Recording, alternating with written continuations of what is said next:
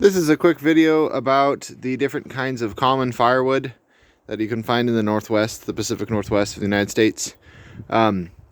One of the things that makes it sometimes a difficult place for people who like to burn firewood is that there's not a lot of hardwood available. But with newer stoves that have secondary burn and smoke combustor designs, it makes a lot of previously unsuitable firewood very much within your reach. So, quick tour. Right here I have grand fir. You can tell you're using grand fir as opposed to Douglas fir or red fir. When you cut the bark, you get a little bit of a red color. Grand fir is often pretty straight grained. Has lots of small branches that come through it, so it makes it a little bit tough to split. But it burns hot and fast, but not as hot as most of the other firewoods. So it's a really good firewood for the shoulder seasons. Next to this I have ponderosa pine. There are lots of different pines out there, but ponderosa is common to most of the United States, and there's lots of it here in Idaho. And its bark can have a little bit of red too. Often has little tiny pockmarks in it. And the wood, when it doesn't have bark on it, this is from a larger piece, not just a branch, a larger split, it gets a bit of a bluing that happens due to a natural process as the wood seasons.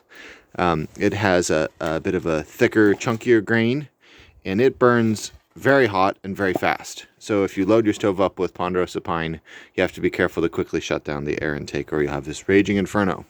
But a lot of people do burn it. If you burn dry seasoned pine, you do not get creosote buildup. If you burn wet pine or green pine, you will get creosote in your chimney. Next to this, I have a piece of Douglas fir. Douglas fir is one of my favorite woods to burn. It's also known as red fir out here. The bark can look very similar to grand fir, but it does not turn red when you strike it, when you dig into it like this does.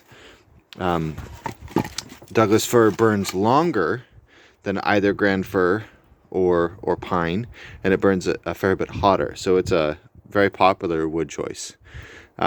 Next to this, I have perhaps the best firewood in the Northwest, unless you're talking about hardwoods.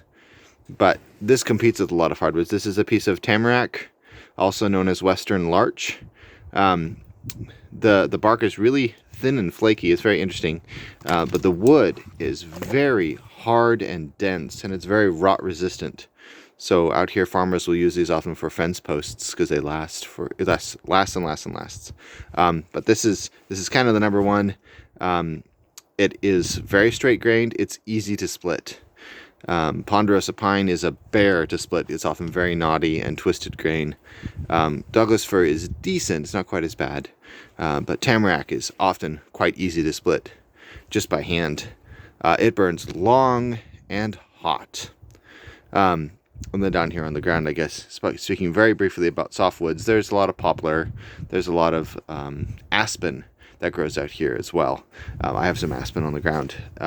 Previously, I had not wanted to burn aspen, or I should say, I really didn't have too much of an opinion, but I'd read stuff saying this wood doesn't produce any coals. It doesn't have much of a heat value, so really low BTUs when you burn it, but it also if you throw it in an older style stove, after an hour or two of fairly intense heat, you're just left with a bunch of ash. Well, if you use a newer stove that allows you to shut your air down a lot more and engage a secondary or tertiary combustion system, that's not true. I've had coals after several hours of burning with this that you can easily relight with. Anyways, aspen is medium heat. It's kind of like grand fir, maybe closer to ponderosa. It's not a lot of heat, but it certainly will warm your house up just fine. And we have lots of aspen in the Northwest too. So there's more tree types that you can find out here, but these are some of the most common.